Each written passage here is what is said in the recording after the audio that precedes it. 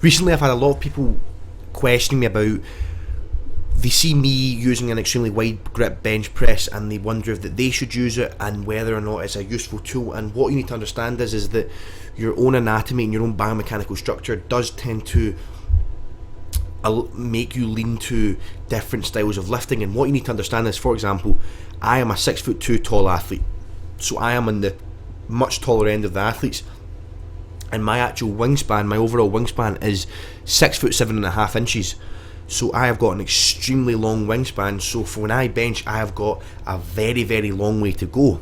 So by me developing a bigger arch and taking my hands out wider, having a wider grip, it lessens the range of motion. And then what that also going to allow me to do is make the bar travel overall of a less distance, therefore I'm going to allow me to handle more loads and lift more weight over time.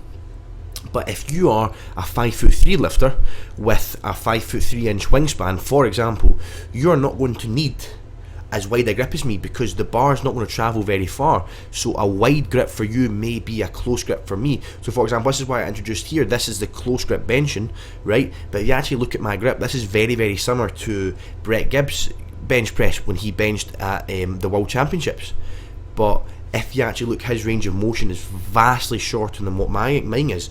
So to answer your question, you shouldn't copy anyone else's setup, and you really need to start looking at your own anatomy and your own biomechanics and start deciding what you're like and start copying lifters that are very, very similar to your biomechanics. So if you're a tall athlete with tall arms, then yes, definitely having a wider grip on the bench press could be a better idea. But then what you've also got to understand is that having a very wide grip in your bench press, it is very taxing on your shoulders, and a lot of people's shoulders might not allow you to do that because there's just too much wear and tear and you get too much shoulder pain. So therefore using a wide grip would be detrimental because you won't be able to progress overload the weight over time because your shoulders are going to be too sore and going to hold you back. So wide grip benching can be a very good tool. I only would really recommend it to lifters with their arms being very long in proportion to their body, and if your shoulders allow it. So again, I hope you found this video informative, guys. Please comment down below, let me know what you think. Give the video a big thumbs up, and as always, I'll see all of you guys next time. Would you ever forget anything you know?